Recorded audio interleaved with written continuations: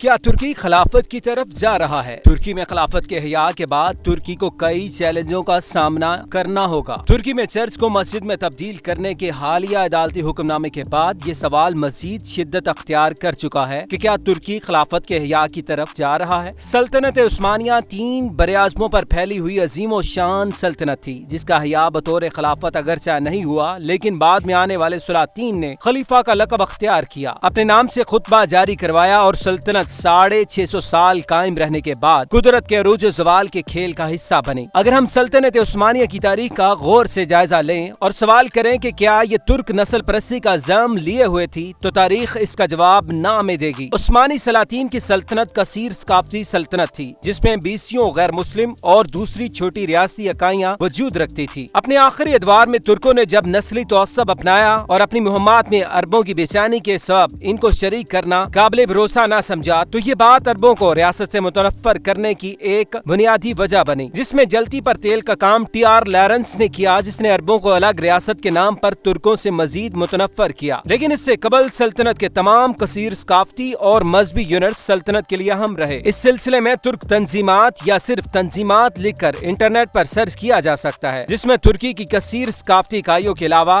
Europe اور افریقہ کے مسیحی اور یہودی علاقوں کو اپنی مذہبی آزادی کی بنا پر زندگی گزارنے کے اختیارات دیے گئے تھے۔ عثمانی ترک سلاطین نے اس بات کا خاص خیال رکھا، یہاں تک کہ وزراء، امیر، فوجی سالار اور ینیچری سے لے کر سفرا تک غیر مسلم عیسائی اور یہودی کلیدی عہدوں پر فائز رہے۔ یہاں میں بطور خاص ان غیر مسلم بیوروکریٹس کا حوالہ دینا چاہوں گا جو سلطنت کے اہم امور سر انجام دیتے تھے لیکن غیر مسلم تھے۔ ترکی جنگ عظیم اول سے قبل ہی یورپ کا مرد بیمار بن چکا تھا۔ آرمینیا سمیت کئی یورپی علاقے ترکی کے ہاتھوں سے جا چکے تھے اور روس کے ہاتھوں متعدد بار شکست نے ترکی کے زوال میں اہم کردار ادا کیا، لیکن جرمنی سے اتحاد اور اتحادیوں سے شکست کے بعد ترکی نے اپنی بقا کے لیے کئی اہم فیصلے کیے، جن میں خلافت کے ادارے ہی کو جو اپنے ہی بوجھ تلے دب چکا تھا ختم کرنا، بلاد شام اور فلسطین و عرب سے دستبرداری، جس میں برطانیہ اور فرانس نے عرب علاقوں اور شام اور گرد و نواح کے علاقوں پر بالترتیب حق جتایا، معاہدہ لوازن کی شرمناک شرائط اور مقبوضہ عثمانی سلطنت کے کئی علاقوں سے دستبرداری جیسے فیصلے بھی شامل تھے۔ لیکن اتاتورک کی موجودہ ترکی کو بچانے کی جدوجہد خاص طور پر گیلی پولی کے محاذ پر انگریز فوج کو شکست فاش دینا اور کسی حد تک پروکار طریقے سے جنگ بندی اور صلح کے مادے کرنا جدید ترکی کی بنیاد بنا، جس پر متنازعہ یا وقت کی ضرورت سیکولر ترکی کا نفاذ بھی شامل رہا۔ ترکی نے کئی عصروں تک غربت، جدوجہد اور کرپشن و مارشل لا بھی بھگتا۔ جب طیب اردوان میئر استنبول منتخب ہوئے اور استنبول کے درینہ مسائل حل کرنے سے ابتدا کرتے، جن میں ٹرانسپورٹ، کچی آبادیوں کی بہتری، رہائش کی فراہمی اور امن و امان کی صورتحال بہتر کرنا شامل تھا، اور جسٹس پارٹی کی بنیاد رکھتے ہوئے وزارت عظمیٰ سے صدارت تک کا سیاسی سفر، بالخصوص اسلام پسندی کا رجحان، سخت سیکولر سے لبرل مسلم معاشرے کی ترویج اور اسے سیاسی مقاصد کے لیے استعمال کرنا، IMF سے نجات اور ملکی معیشت کو ترقی کی راہ پر لے جانا، آج ترکی دنیا کی 20 بہترین معیشتوں میں شامل ہے اور علاقائی اور بین الاقوامی طور پر دوبارہ سے ایک بااثر ملک ہے۔ تو کیا ایسے میں ترکی دوبارہ خلافت کی جانب بڑھ رہا ہے؟ اس سوال کا جواب تو شاید وقت ہی دے، لیکن اگر ہم حقائق کی بات کریں تو فی الحال ایسا ممکن نظر نہیں آ رہا، جس میں چند رکاوٹیں حائل ہیں، جیسے معاشی رکاوٹ۔ ترکی اس وقت دنیا کی 20 بہترین معیشتوں میں شامل ہے۔ ترکی کی GDP میں زراعت 7%، انڈسٹری 27% اور 64% سروسز شامل ہیں۔ انڈسٹری میں ترکی ٹیکسٹائل، سیمنٹ، ایلومینیم، کیمیکلز اور کچھ آٹو موبائلز بنا کر زر مبادلہ کماتا ہے۔ اسی طرح سروسز میں پروڈکشن، لیبرز اور پروڈکٹس تیار کر کے اہم حصہ ڈالتا ہے۔ تاہم غور طلب بات یہ ہے کہ ترکی کی تجارت کا محور بڑی تعداد میں یورپی اور امریکی ممالک ہیں۔ خلافت کے احیاء کے بعد ترکی کا موجودہ معاشی نظام چلانے میں خاصی رکاوٹ پیش آئے گی، لہٰذا اردوان گورنمنٹ یہ سارے معاملات زیادہ بہتری سے سوچ سکتی ہے۔ ترکی گزشتہ صدی سے ایک کٹر سیکولر ملک ہے جو ان کے سماج کا اہم حصہ بن چکا ہے۔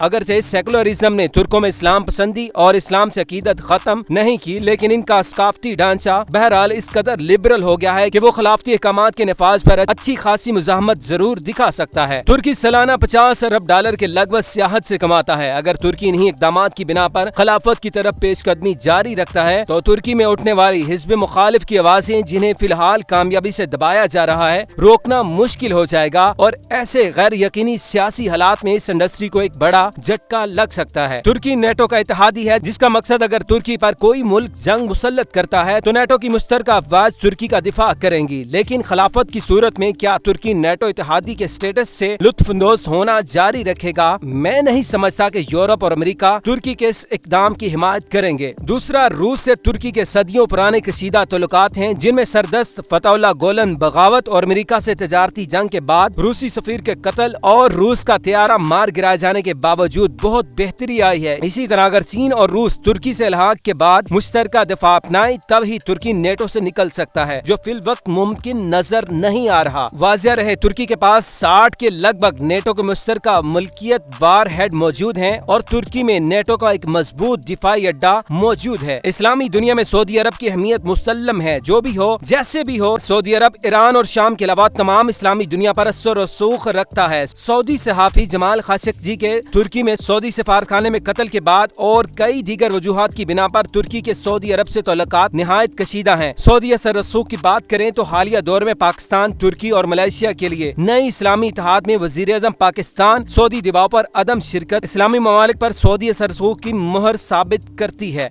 ऐसे में खिलाफत जैसे इदारे के लिए इस्लामी दुनिया से हमायत हासिल करना तुर्की के लिए एक बड़ा चैलेंज साबित हो सकता है। लिहाजा इन तमाम हकाइक से आया सोफिया म्यूजियम को मस्जिद में तब्दील करने का अदालती फैसला, जो यकीनन तुर्क सदर की इमाम पर किया गया, महज एक ऐसे सियासी स्टंट महसूस होता है, वैसे ही जैसे इंडिया में बाबरी मस्जिद और राम मंदिर तनाज़ा, जबकि पाकिस्तान में कई एक फैसले शामिल हैं। तुर्की में खिलाफत के हिया के बाद तुर्की को इन तमाम चैलेंजों से निमटना होगा। वाज़िह रहे, तुर्की इसराइल से दोस्ताना और सफारती ताल्लुकात रखता है। ऐसे में फलस्तीन और इसराइल साबका सल्तनत उस्मानिया का हिस्सा हैं, जिन पर जल्द या बदेर तुर्की को हक जिताना होगा, जो फिलहाल मगरबी दुनिया के लिए नाकाबिले कबूल हो सकता है। इन सब बातों से कता नजर तुर्क एक दिलेर कौम है। अगर वो अपनी कौम परस्ती और माजी के दरख्शा होने के बुनियाद पर अपनी कौम की फिक्री बेदार के ख्वाहिशमंद हैं, तो म्यूजियम से मस्जिद का हिया, अर्तुगरुल और उस्मान की सकाफती अक्सबंदी, जिसे यूरोप पहले ही से मुसलमानों का सॉफ्ट बम करार दे चुका है, और कई ऐसे मकबूल फैसले फिल वक्त उर्दवान की सियासी जरूरत हैं, जिनमें खिलाफत के हिया का फैसला बज़ाहिर दूर दूर तक शामिल नहीं।